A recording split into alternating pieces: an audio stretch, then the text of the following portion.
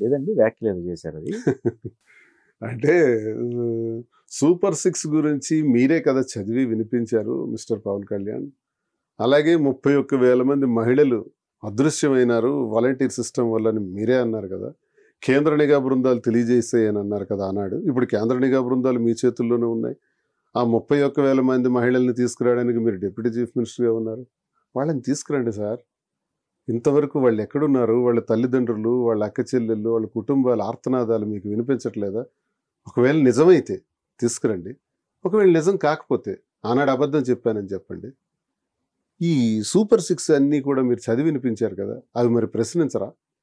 ప్రశ్నిస్తానని చెప్పిన మీరు ప్రశ్నించడం మానేశారేంటి? మీరేదో నెలకు 50 కోట్లు తీసుకొని ఇలా ప్రశ్నించడం మానేశారని నేను విన్నాను. నాకు ఒక యాంగిల్ నుంచి నాకు వచ్చిన సమాచారం. ఇది అంటున్నారు అందరూ. కాబట్టి మీరు ప్రశ్నించండి. సూపర్ 6 మీద ప్రశ్నించండి. ఆ 31,000 మంది మహిళలు తీసుకురండి. ఇది నా కోరిక సార్ అన్నాను నేను. దానికి కేసులు కట్టారు.